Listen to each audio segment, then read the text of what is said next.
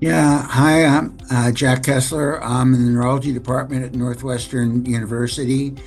I was the founding editor-in-chief of the Annals of Clinical and Translational Neurology, or ACTN, and I served in that role for 9 years, from 2013 to 2022.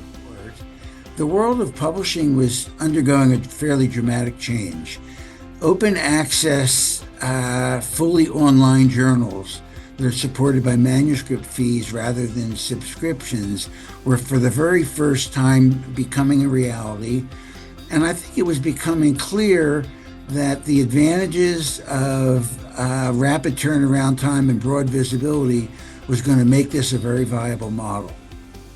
And I think the public perception was that if you got a neurologic diagnosis, that was a terrible diagnosis to get, and there wasn't going to be very much that your doctor would be able to do about actually treating your disease.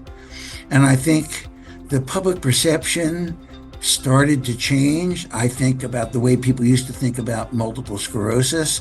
You got that, it was a terrible disease, nobody could do anything. Now I think the public perception is, well, actually, there are things you can do. And I think the public has now become excited about the possibility. I think one of the things that people don't recognize quite as much is the development of biomarkers of disease effective. I think it's perhaps not surprising that 3 of the 5 most widely cited papers in Acton over the years had to do with the development of biomarkers for people these days.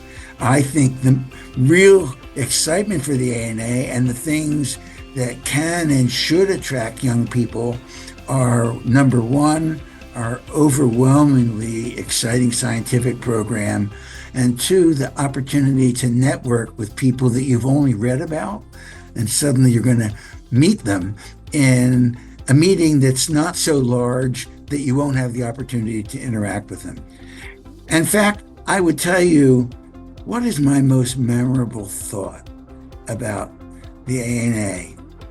I was a medical student, and in the space of just a couple hours, I was involved in a conversation with Houston Merritt, Raymond Adams, and Fred Plum. And there were just stars in my eyes to be thinking about, wow, these are the giants in the field. I'm just a medical student, and yet I had the opportunity to talk to them and find out what they were about. That was a very, very memorable moment for me. And I guess I'm embarrassed to say, in the subsequent 15 years, I don't think there was anything more memorable for me. So I think I used the terms change and excitement when I talked about neurology. The field is changing, and it's changing in a way that we're beginning to really bring the tools of science into neurologic therapeutics.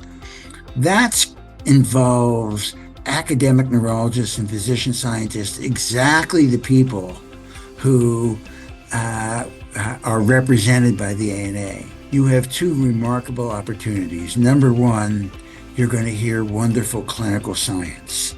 And keep in mind, you're going to be hearing about the state of the art of clinical science. But perhaps even more important than that, you are going to have the opportunity to meet people and network with the very people who are changing the state of the art of neurology.